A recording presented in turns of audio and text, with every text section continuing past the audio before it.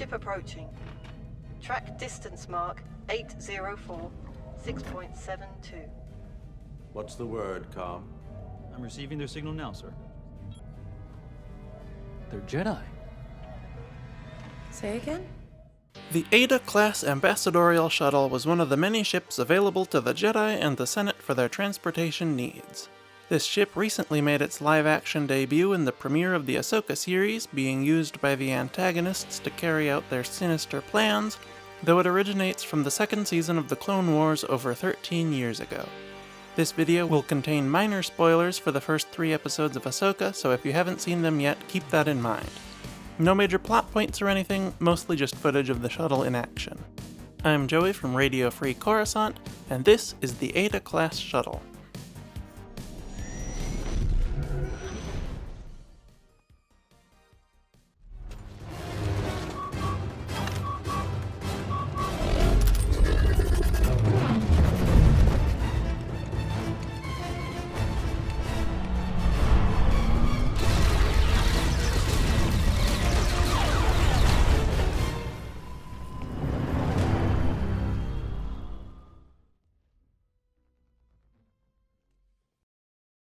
Design. The Eta-class Shuttle was a stylish yet utilitarian trihedral shuttlecraft designed for the Republic Ambassadorial Corps and the Galactic Senate by Cygnus Spaceworks. It was put into service sometime before 37 BBY. It had a small, square main hull, a spherical cockpit section, and 3 wings with an unusual Z shape. It was named after the Greek letter Eta, though unlike the Lambda shuttle, its name was not informed by its shape in any way that I can tell. The uppercase Eta looks like an H, and the lowercase looks like a melting N, and I don't see either of these shapes anywhere in the shuttle's design. The Lambda, Upsilon, and Delta class shuttles are the only ones whose Greek letter name really have anything to do with their shape. The Eta was created for the second season of the Clone Wars and was based on early concept art for the Lambda shuttle from Return of the Jedi, albeit with very different wings. Interestingly, the live-action version from Ahsoka changes the wings and hull to more closely resemble this concept art, but we'll examine that more closely in a bit. Specifications. The Eta measured 14.2 meters long. Its main hull was around 8 meters wide, and its height and wingspan varied depending on the variant and depiction. It had a maximum atmospheric speed of 750 kilometers per hour or 466 miles per hour. It was propelled by 4 Mark 8 Shrike Major ion engines arranged diagonally on the back of the ship. It had a reasonably fast Class 2 hyperdrive and adequate shielding and sensors for a vehicle of this type. It was armed with 3 laser cannons, 1 on each wing, though some shuttles were used for Black Ops purposes and were equipped with triple light laser cannons instead for a faster rate of fire, as well as stealth systems. The Eta class was crewed by 2 pilots and a gunner, though it could likely be flown by fewer people if necessary. It could carry 10 passengers in relative comfort, and had a capacity of up to 100 metric tons of cargo if no passengers were aboard. It could also carry 2 Underkur-class jump speeders in addition to the 10 passengers. Variants. The Eta-class shuttle didn't have as many variants as some ships do, but it had at least one. The Republic Executive Shuttle was a modified Eta used by Supreme Chancellor Palpatine. The only time we know of him using it was to travel to Mandalore to confront his former apprentice Maul, who was causing quite a stir there. It's possible that he only used this shuttle when traveling under his Darth Sidious persona, which happened very rarely in the Clone Wars. This version had an altered cockpit window with a design that resembled the window of the TIE Fighter.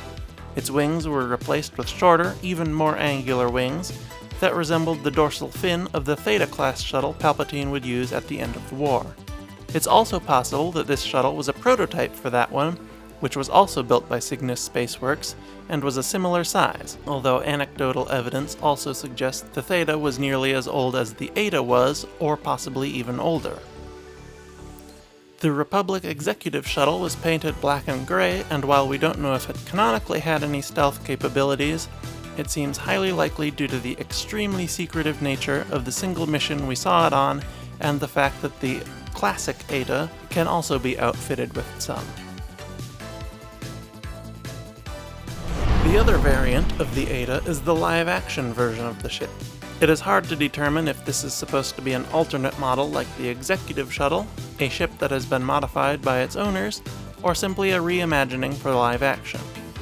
I'm inclined to think the latter for this ship. It has several differences, but they seem more like they were only done to make it look better in live action and match the Lambda concept art it was based on more.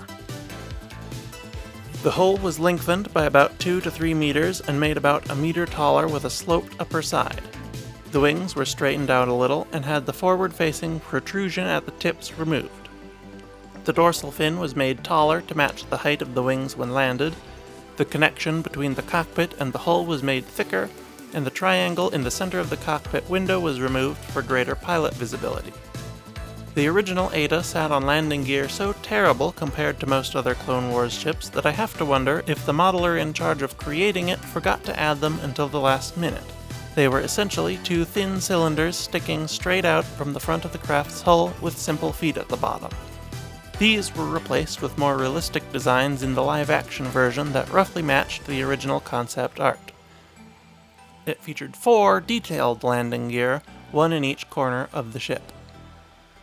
Finally, the boarding ramp was reversed to face the front of the ship instead of the rear. History. As mentioned, the Eta was introduced around 37 years before the Battle of Yavin. It was used by Republic senators and ambassadors for transportation to various worlds that needed their attention. It was very popular among these diplomats for its style and comfort. During the Clone Wars, it was also used by the Grand Army of the Republic and the Jedi Order.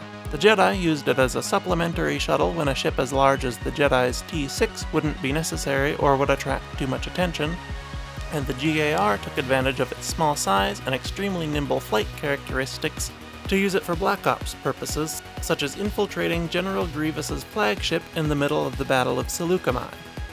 Anakin Skywalker, Adi Gallia, and Captain Rex jumped out of hyperspace within a few hundred meters of the ship and docked with it to secretly rescue Jedi Master Eth Koth. The Eta-class was slowly phased out over the course of the Clone Wars in favor of the more robust New-class shuttle and other more specialized shuttles. It and the New were retired early in the Imperial era in favor of the Lambda class, which combined the elegance of the Eta with the utilitarian practicality and heavy armament of the New. Most Etas were likely sold as surplus to businessmen looking for a stylish ride or scrapped. However, one Eta-class shuttle survived until at least 10 ABY. This ship was the transport of former Jedi Baylan Skoll and his entourage. Baylan is said to have gone missing near the end of the Clone Wars and likely took this shuttle with him when he abandoned the Jedi and the Republic. We don't know yet what he did in the 30 intervening years, but in 10 ABY, his apprentice and accomplices used it to rescue Morgan Elsbeth from New Republic custody and travel to several planets in their sinister plot to recover Grand Admiral Thrawn from the planet he was banished to by the Purrgil a decade before. So that's the Eta-class Ambassadorial Shuttle. Let me know what you think of the redesign for Ahsoka. Personally, the original Eta was probably my second least favorite winged shuttle after the Xi-class from The Last Jedi, but the refreshed live-action look bumped it up all the way to being my second or third favorite. I'm curious to hear what you thought of all the changes in the comments below.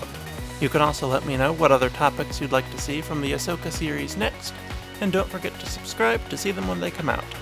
I just recently reached 1,000 subscribers, so thank you all for joining me, and here's to the next 1,000. I'll see you later.